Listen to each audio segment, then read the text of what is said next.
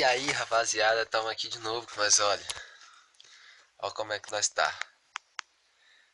Chegou, fi.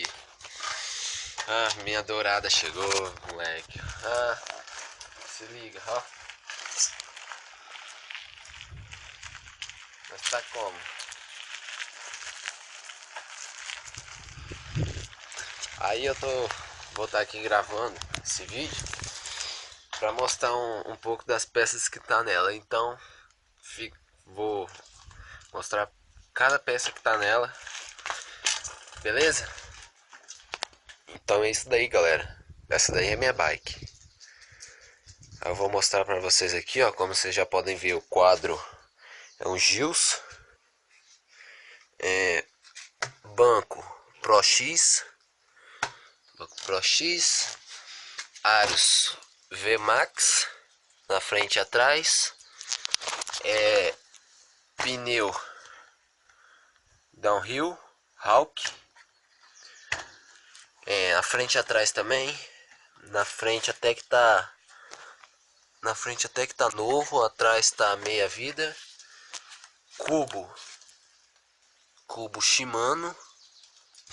Aí, ó. Cubo Shimano. Na frente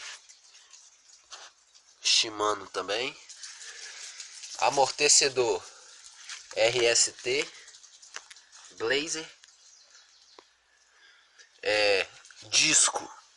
Disco Shimano. Pinça Shimano hidráulico.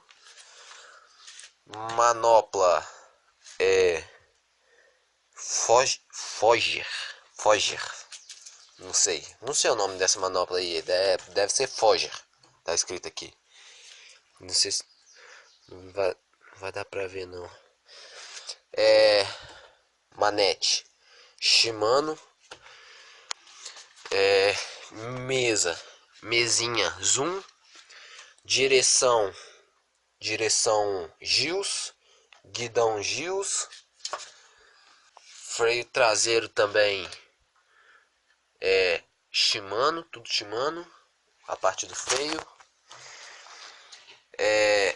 Pé de vela Shimano. Não sei quantos dentes tem aqui. Sem marcha, esticador da Gontrol. Não sei. Gontrol. Presilha Foca merda. Gloss.